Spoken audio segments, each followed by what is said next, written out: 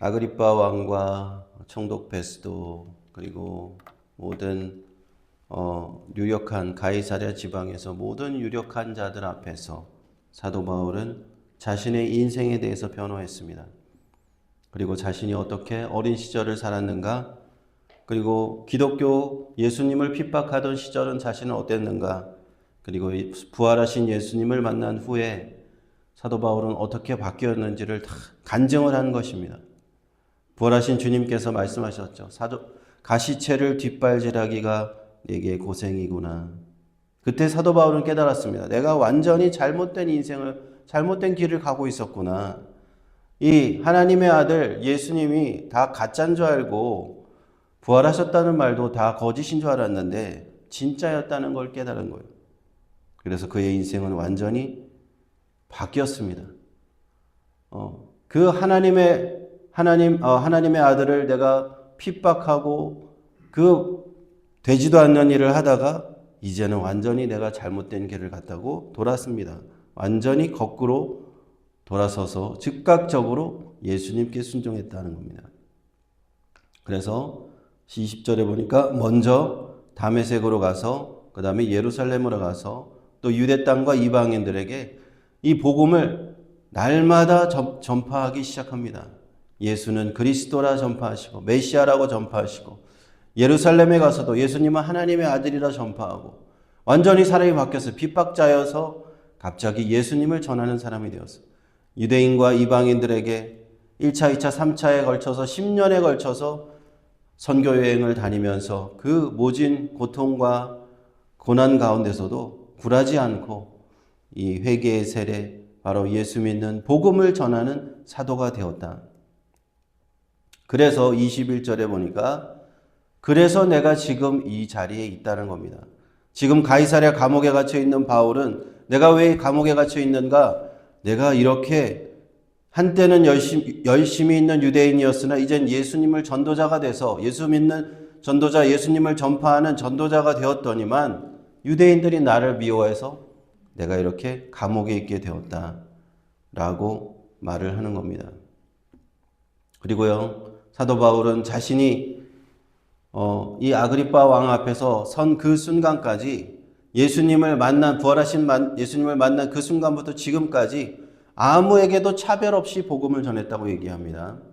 높은 사람이든지 낮은 사람이든지 그 사람들이 로마 총독이든지 왕이든지 귀족이든지 아니면 평민이거나 노예거나 아무런 힘없는 그런 보통 사람이든지 차별하지 않고 뭐 부자에게만 전한 것도 아니고 높은 사람에게만 전하는 것도 아니고 가난하고 정말 병든 사람, 어려운 사람, 모든 사람에게 다 복음을 전했다는 겁니다.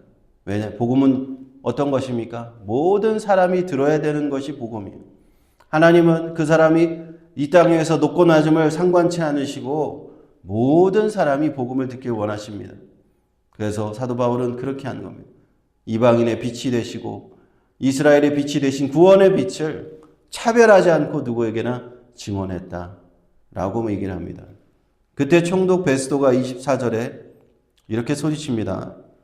바울아, 내가 미쳤도다. 내 많은 학문이 너를 미치게 한다. 예수 믿고 미쳤다고 하는 소리를 듣는 사람들이 참 많았어요. 최초의 사람이 바울이었습니다.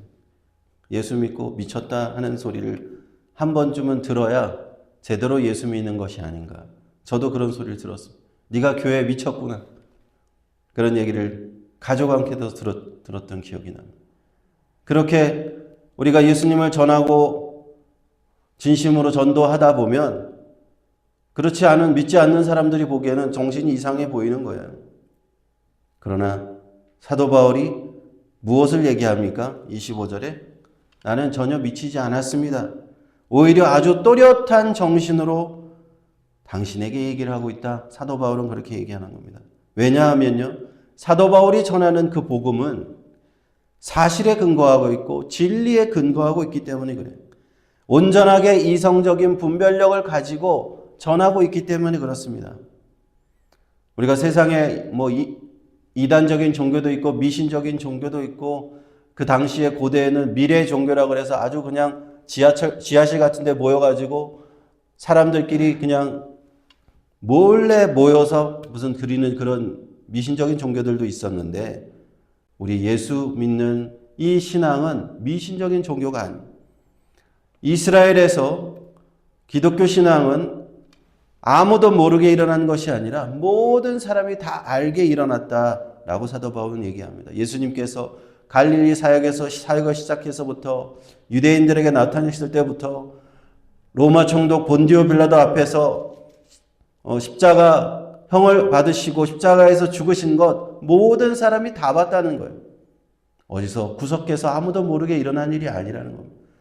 모든 사람이 알고 있고 그 무덤에 가보았을 때 그 무덤은 비어져 있었고 주님은 다시 부활하시고 자기 제자들을 만나셔서 이 생명을 복음을 전하라고 말씀하신 겁니다. 예수님의 신앙은요 이렇게 공개적으로 일어난 겁니다. 그래서 사도 바울은 아그리빠 왕에게 한번 물어보는 거예요. 선지자를 믿으십니까? 라고 물어보는 거예요. 선지자가 예언한 그 말씀 그대로 공개적으로 이스라엘 땅에 하나님의 때가 되었을 때 일어난 그 사건이 바로 예수님 사건입니다. 라고 전하는 겁니다. 아그리빠 왕은 이 사도 바울의 간증을 쭉 다 듣고 나서는 28절에 이렇게 얘기합니다. 내가 적은 말로 나를 권하여 그리스도인이 되게 하려 하는도다. 이 짧은 시간에 너가 나를 설득해서 크리스천이 되게 하려고 하느냐? 오히려 반문합니다. 그러나 사도 바울은요.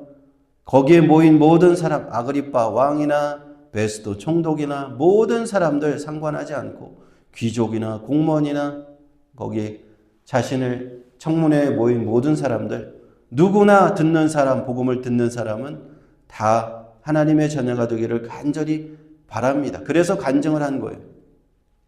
그리고 자신의 손목에 차고 있는 쇠사슬을 이렇게 내보이면서 이렇게 결박된 것 외에는 여러분 모두가 나와 같이 되기를 간절히 하나님께 원한다고 얘기합니다. 얼마나 담대합니까? 사도 바울은 담대하게 복음을 전합니다.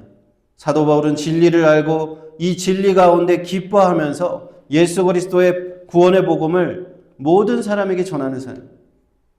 다른 사람도 자신이 믿는 이 복음 안에 동참해달라고 동참하십시오 여러분. 이렇게 얘기하는 거예요.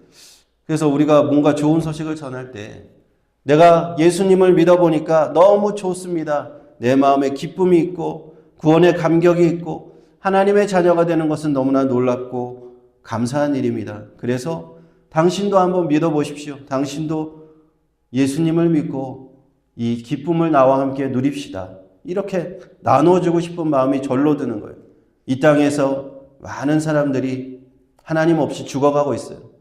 죄 가운데서 정말 미신적인 무당이나 이런 것에 빠져서 사단과 마귀의 세력에 사로잡혀서 죽어가고 있단 말입니다.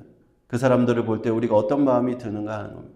조선에 처음에 1900년도에 초에 왔던 선교사들이 조선 땅을 와서 우리 조상들을 보니까 한마디로 귀신 세력에 사로잡혀서 고통받고 있더라는 겁니다.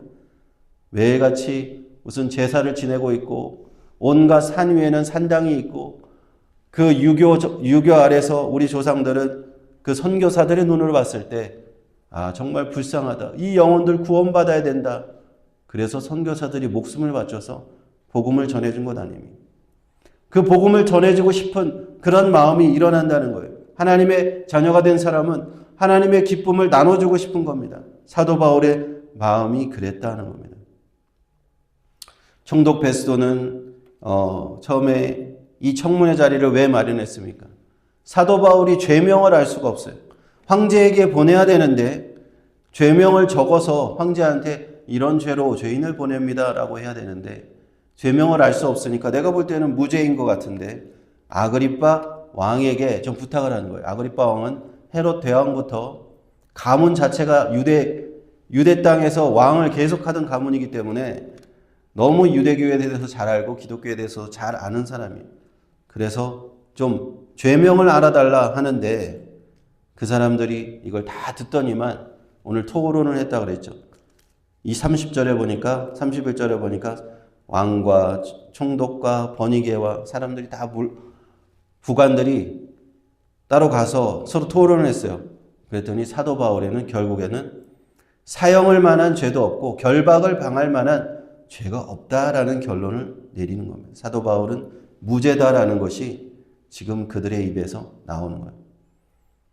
만일 가이사에게 상소하지 않았더라면 여기서 바로 석방시킬 수도 있을 뻔했다. 그런데 이미 가이사에게 상소가 올라가 버렸기 때문에 이제는 로마로 이송되어야 한다라고 하면서 오늘 말씀 마치게 되는 겁니다. 사도 바울은요, 이렇게 아무런 죄도 없이 죄인의 몸이 되었습니다. 쇠사슬에 묶였습니다. 이제 로마에 가서 황제에게 재판을 받아야 될 그런 상황에 놓였어요.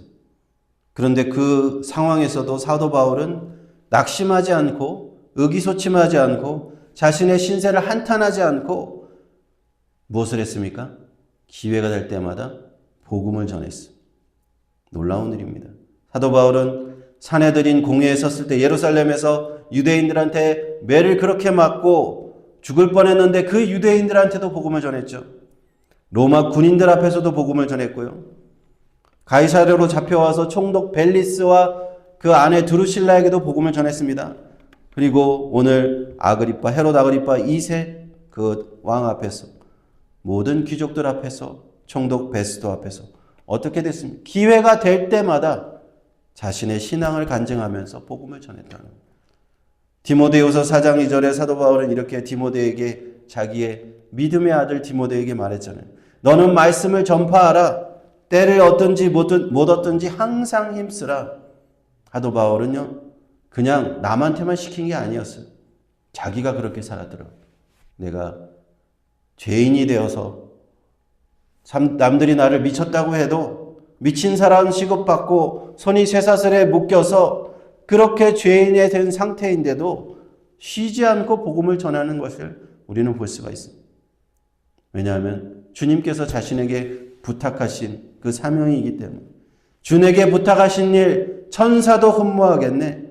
천사도 그 복음 사명 받은 것을 흠모할 정도로, 부러워할 정도로 주님께 받은 그 사명이라고 생각하기 때문에 사도 바울은 이렇게 전하는 거예요. 때를 얻든지 못든지. 뭐 상황 봐가면서 지금은 전도하기 좋을 때니까 전도하자. 아니고요. 지금은 형편이 좀 나아졌으니까 지금 하자, 이것도 아닙니다. 지금은 형편이 안 좋으니 사람들이 너무 내가 복음을 전하기엔 때가 안 좋으니 나중에 하겠습니다. 나중으로 미루면요, 언젠가 나중에 하지. 나중에 내가 주님을 섬기지. 나중에 내가 교회 출석하지. 나중에 미루면 나중에 아주 나중으로 미루게 돼요. 아주 못하게 됩니다. 그러므로 우리는 지금 해야 된다는 걸 꼭 기억합시다.